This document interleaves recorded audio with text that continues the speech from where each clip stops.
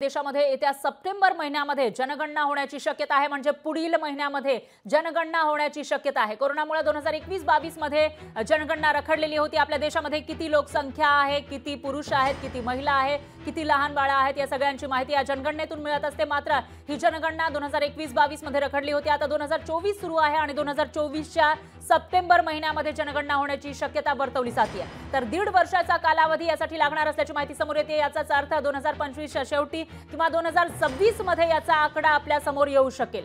जातनिहाय जनगणना होणार का हेही पाहणं महत्त्वाचं असेल, कारण बऱ्याचशा राज्यांमधून जातनिहाय जनगणना करायची मागणी केली जाते। तर इंडिया आघाडीचे नेते हे सुद्धा याविषयीची मागणी करताना दिसून येत आहेत। राहुल गांधी यांनीही संसदेमध्ये जातनिहाय जनगणना करायची मागणी केलेली होती। त्यामुळे येणारी जी जनगणना आता आहे त्याच्यामध्ये जातनिहाय जनगणना होणार का याकडे सगळ्यांचं लक्ष आहे।